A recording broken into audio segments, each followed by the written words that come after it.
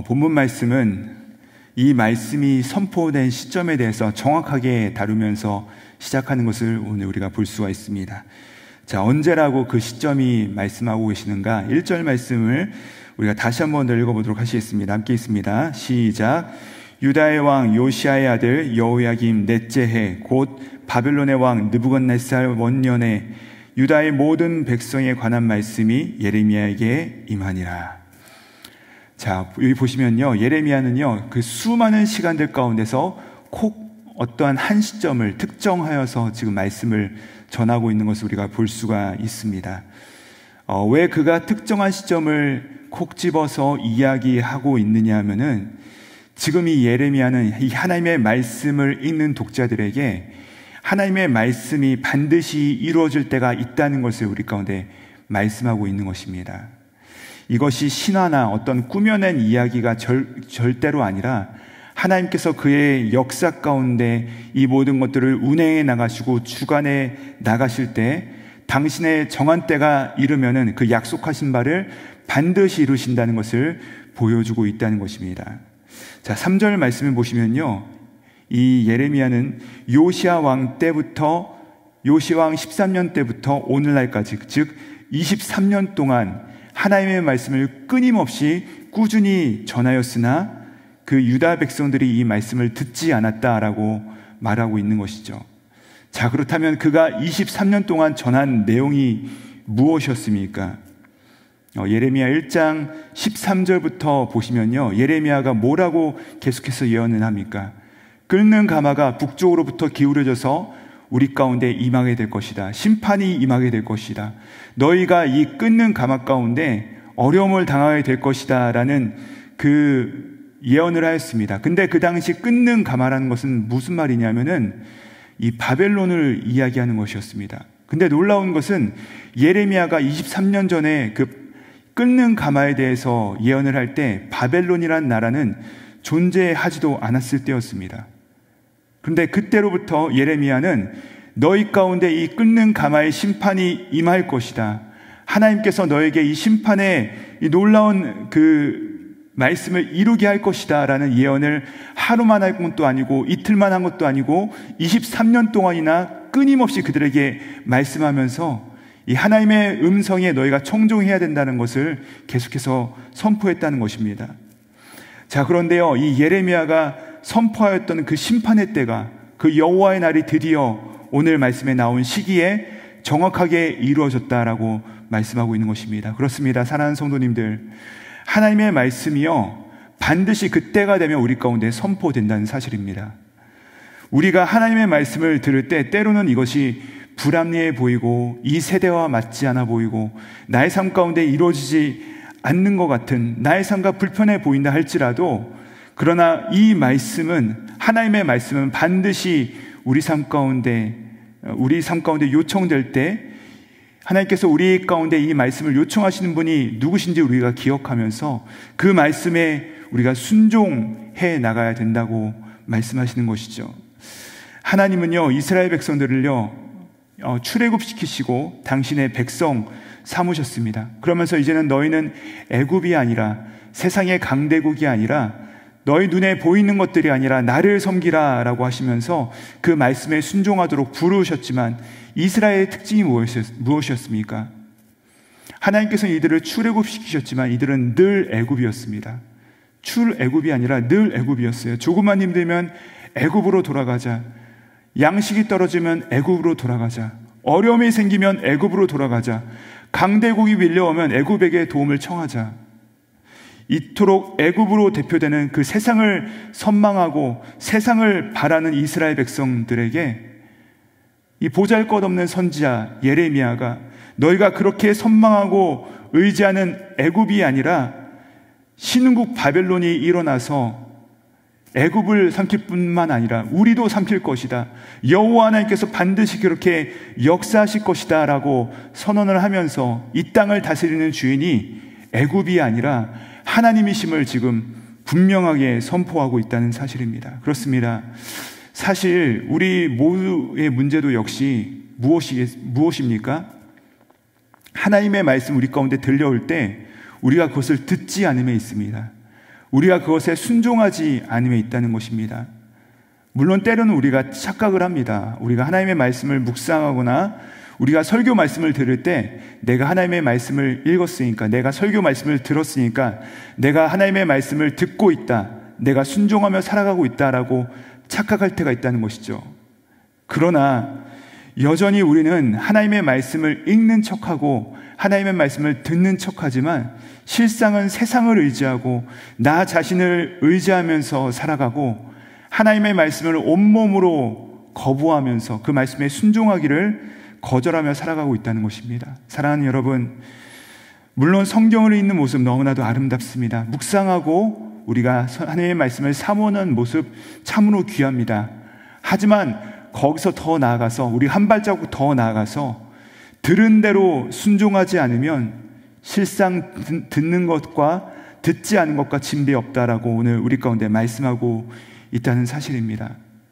자, 그러면 하나님께서 우리 가운데 무엇을 요청하시는가? 5절 말씀인데요, 제가 읽어드리겠습니다. 그가 이르시기를 너희는 각자의 악한 길과 악행을 버리고 돌아오라.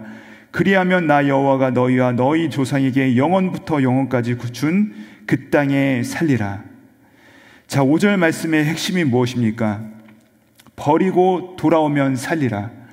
버리고 돌아오면 살리라. 이것이 메시지였다는 것입니다. 사실 예레미야의 예언의 핵심 메시지도 이와 똑같습니다. 버리고 돌아오면 살리라. 너희가 하나님의 말씀을 기억하고 악한 것들을 버리고 하나님께 순종하고 돌아오면 살 것이다 라는 것이 바로 23년 동안이나 예레미야 끊임없이 선포했던 말씀인데, 근데 문제는 무엇이냐? 예레미야는 끊임없이 하나님의 말씀을 선포하였으나 이스라엘 백성은 끊임없이 하나님의 말씀을 듣지 않는 습관이 들어버린 것입니다. 여러분, 습관이라는 것이 무엇이겠습니까? 반복해서 우리 가운데 체력되는 것이죠. 근데 이스라엘 백성들은요 23년 동안이나 안 들은 것입니다. 즉 무슨 말이냐면 우리의 몸이 안 듣도록 체질화된 것입니다. 몸이 불순종을 훈련하게 된 것이죠. 우리의 불순종 역시도 마찬가지입니다. 한 해 혹은 두 해, 이게 3번 쌓이면 몸이 기억을 해서 불순종이 체질화되게 된다는 것입니다. 근데 반대로요, 우리가 처음엔 어렵지만 순종하고, 두 번째도 역시 어렵지만 우리의 육체를 복종시킴으로 순종하고, 세 번째도 순종하게 되면 네 번째는 순종하게 될 가능성이 높아지게 된다는 것이죠. 순종 역시도 우리가 훈련으로서 우리 몸 가운데 습관으로 체질화되게 된다는 사실입니다. 그래서 성경이 우리 가운데 순종을 요구하실 때는요, 너희의 머리로 이해하거나 가슴으로 감동받는 것이 아니라 몸으로 기억하라, 몸으로 이것을 행하라 라고 말씀하고 계신다는 사실입니다. 하나님의 말씀에 실제로 순종하라는 말씀이죠. 우리의 몸이 기억하도록 하라는 것입니다. 근데 만약에 우리의 몸이 기억하지 못하면 하나님께서 행하시는 방법이 무엇인지 아십니까? 바로 징계입니다. 사무엘하 7장에 보시면요, 하나님께서 다윗에게 이렇게 말씀하세요.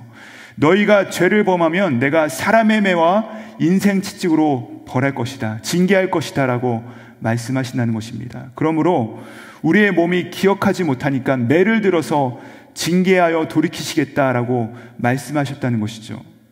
자, 23년 동안 이스라엘 백성들에게 말씀을 전했음에도 불구하고 그들이 듣지 않았습니다. 듣지 않는 것이 습관이 되고 몸이 이미 듣지 않는 것입니다. 순종하지 않는 습관이 굳어져 버리니까 어떻게 하시죠? 하나님께서 인생 책찍을 들어서, 바벨론을 들어서 유다를 치심으로 말미암아 그들의 몸이 듣도록 내가 변화시키겠다라고 말씀하고 있다는 것입니다. 자, 그러면 이 인생 채찍의 특징이 무엇이냐? 바로 12절부터 13절의 말씀에 나와 있는데요, 우리 함께 읽어보도록 하시겠습니다. 12절과 13절 말씀입니다. 시작. 여호와의 말씀이니라. 70년이 끝나면 내가 바벨론의 왕과 그의 나라와 갈대아인의 땅을 그 죄악으로 말미암아 벌하여 영원히 폐허가 되게 하되, 내가 그 땅을 향하여 선언한 바 곧 예레미야가 모든 민족을 향하여 예언하고 이 책에 기록한 모든 나의 말을 그 땅에 임하게 하리라. 아멘. 자, 여기 보시면요, 인생 채찍의 결론이 나와 있습니다. 바벨론과 갈대아인의 땅을 향하여서 하나님께서 그들을 들어 인생책찍으로 사용하신 후에는 어떻게 하신다 말씀하십니까? 멸하시겠다라 말씀하십니다.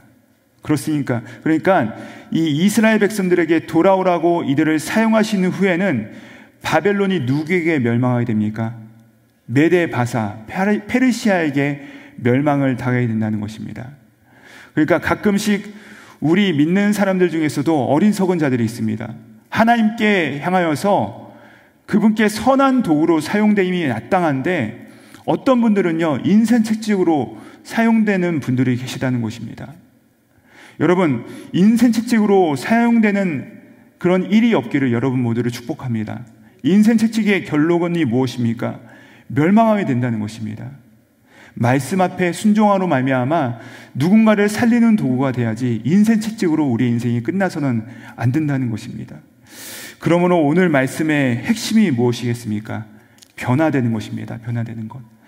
하나님은요, 우리를 변화시키기를 요청하시는데 그 변화라는 말씀 가운데 우리가 변화되지 않아서는 안 된다는 것이죠.